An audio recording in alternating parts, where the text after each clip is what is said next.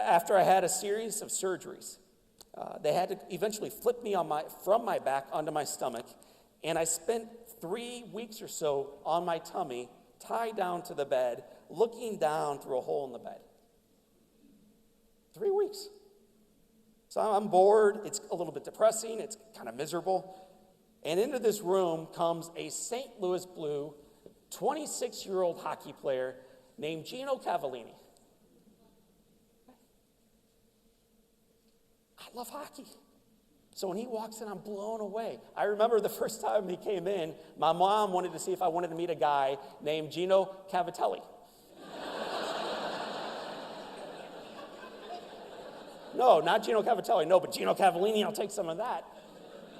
So Gino comes in, he's 26. I don't know what you were doing at 26. I wasn't visiting little burn kids.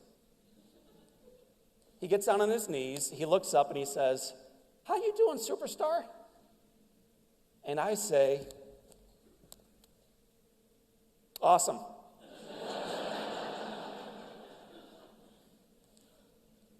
He says, "Tell you what, superstar, and tonight I'm going to do something cool for you.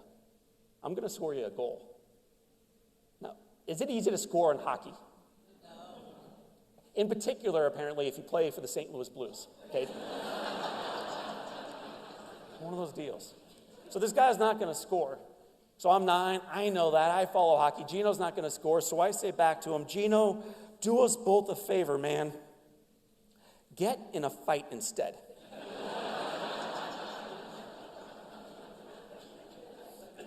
And this awesome young man, still staying humble, still looking up through the hole, says to me, "Tell you what, superstar, tonight, if I don't score you a goal, I promise you, I'll get in a fight."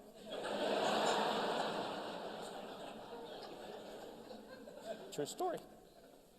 So my mom and dad are in the room that night. We're listening to the game. The first period comes, and about 9 minutes in, Gino Cavallini keeps the promise.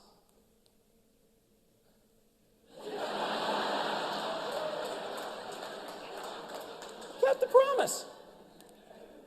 Gets in a brawl, man. It was awesome. Kept the promise. And we kept listening to the game. This is a true story. Third period against the hated Red Wings. Boo.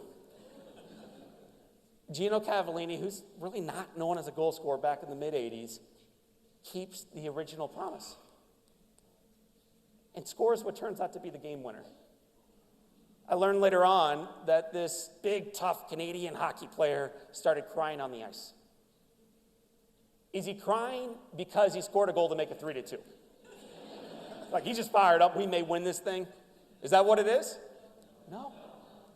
There was something worthy. There was mission. There was meaning in what he was doing. And so he wept, and I think that's a sign of great strength. And then that night, they went out and partied. I don't know if you know this about hockey players.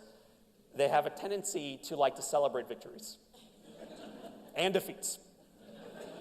They're not particular. They'll celebrate either one, and they typically celebrate at bars. That night, Gino Cavallini, 24 of his teammates, and a 7-foot blue bunny that he brought, celebrated with a whole bunch of Emo's pizza, a whole bunch of soda, and a 9-year-old little boy on his belly, stretched out on the bed, named John O'Leary. They partied until 2:30 in the morning. The last guy out of the room, hold your applause just for a moment, the last guy out of the room is Gino Cavallini. He gets down, he looks up, he's scrubbed up, he's wearing yellow and the mask and the gloves and the booties. He looks up and he says, "How you doing now, superstar?" What do you think my response was? Awesome. That's not I. That's we. That's Gino. That's his teammates that were supporting him that day. That's we. It's always that. It's the we. It's that piece. I haven't seen Gino in a long time. I haven't heard about Gino in a long time, but recently I sat on a plane with a guy who knew Paul Cavallini. Do you remember the name Paul Cavallini? So this guy, while I'm sitting next to him, says, "Oh, I bet Gino would love to hear from you. Let me get his number from Paul." So Paul texts the number back. Do you ever get like that number where you're supposed to call someone but you're too nervous so you don't do it? Dude, it's been like 29 years, so I don't do it. Until later on that evening, My wife is running an errand. I'm getting dinner on, and while the water is boiling, I send a quick text to Gino Cavallini. And I took a picture of it just because I know some of you are like, this is such a bunch of bull. This dude will do anything to sell books, okay? Anything. Here's what the text said. Gino, it's John O'Leary, the burned up 9-year-old kid you visited 30 years ago in a hospital bed in St. Louis. Man, I am doing great today, and I hope you are too. Been traveling around the world sharing my story over the last few years. You, Gino, are certainly a big part of it. Let's find some time to grab coffee sometimes in the next few weeks. I'll be looking forward to it. Thanks, man. Shoot me some dates. I had no idea where the dude lived. I knew he wasn't in St. Louis anymore.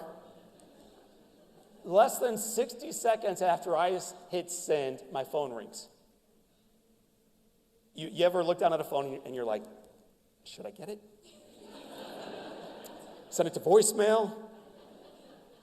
I pick up. It's Gino, and he says, God, man, what you been up to?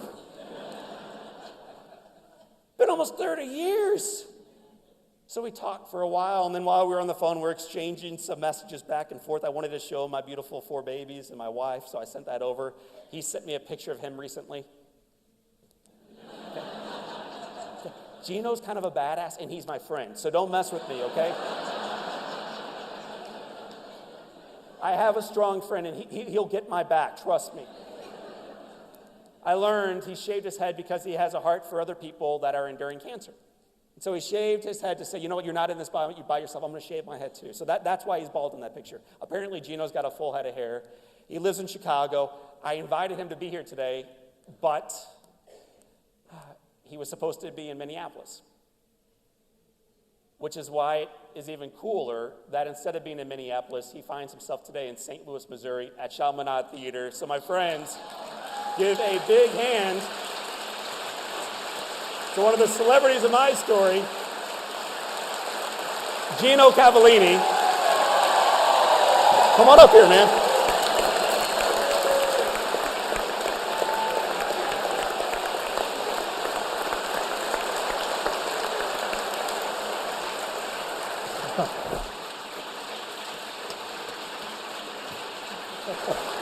Have a seat, man.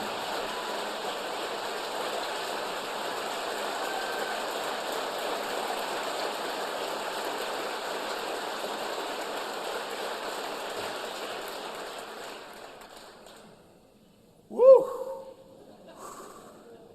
Okay, this is when we pass out the branded Kleenexes. Gino Cavallini from Chicago, Illinois today, born in Toronto, decides to serve a burnt-up 9-year-old child that he had never met. So Gino, in front of our friends, tell us about how you even learned of this little boy's story. Is this on? It's on now? I think you're hot, man. I'm hot. And humble. I guess it was Mr. Shanahan, who owned the team at the time, knew that I would try to get out to see kids, not just burn victims, but, you know, I had a lot of time on my hand, and I felt like not an obligation, but, you know, coming from an immigrant family,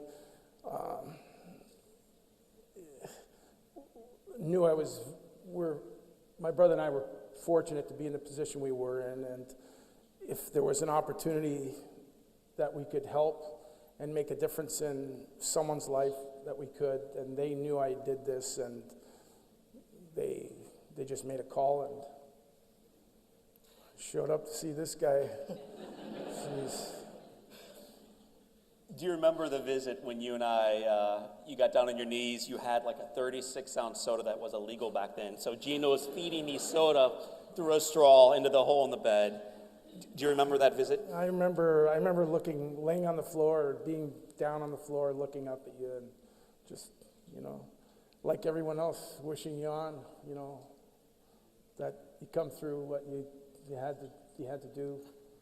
So for most of us, when we do something generous one time, we kind of high-five ourselves or pat ourselves on the back on the way out. Why'd you come back again and again and again, and not just for little John, but for all the kids that you served? Because I could make a difference, maybe. You know, deep down, maybe little encouragement, you know, could go a lot further because of who I was, and I felt, you know, and I'll, you know, it's hard to explain. It's just something that my brother and I always did, and we enjoyed it, and we would, you know, continue doing it. Do you remember scoring the goal? I remember that night knowing, okay, I got a problem.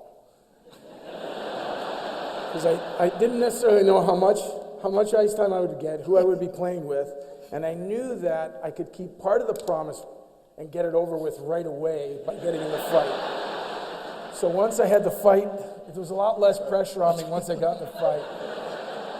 But I had teammates that, you know, knew what was going on, and, you know, they were good teammates. We were a team, and, you know, I was the one that was coming in, but they were all there with me.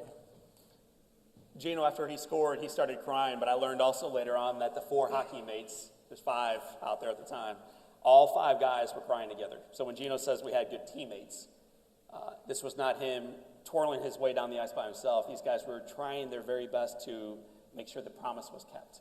Yeah. And that night they partied. Do you remember the celebration? I don't know if it was that. I mean, we won, so that it wasn't much different than if we had lost, but we certainly had fun. Tell us what you're doing today. With a partner of mine, we run a non-for-profit hockey organization in Chicago, and we're one of the top clubs in the country, and we help young athletes realize their dreams. We move on kids to college every year out of our club.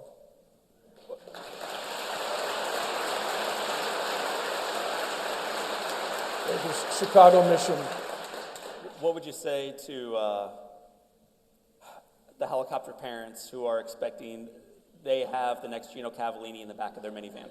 You never know. You don't know who it is, but you know, as long as they love doing what they're doing, we encourage them, and you know, we try to get them in front of who they need to get in front of and move them on. My final question is, what would you say to young athletes out there today, that whether they play with the Blues or they're minor league or they're with the Cardinals, what might be your challenge to these guys when they're not playing in the game? Just to remember, you know, where they came from, and you know, everyone needed some help along the way, and to not forget who you are, and you know, give back. So Gino, that night he scored, he came with me to the hospital. He brought 24 of his best friends, a 7-foot bunny, and 1 stick signed by all the guys. He has not seen this stick in 29 years. Now I realize why I never used to score. This is the stick that Gino scored with. Gino is going to be hanging out with us tonight after our celebration. Do me a huge favor, run over to him, give him the biggest St. Louis hug for not what he did on the ice, which was beautiful, but for the role model he is off the ice. So my friends, one more time, give Gino Cavallini a big hand.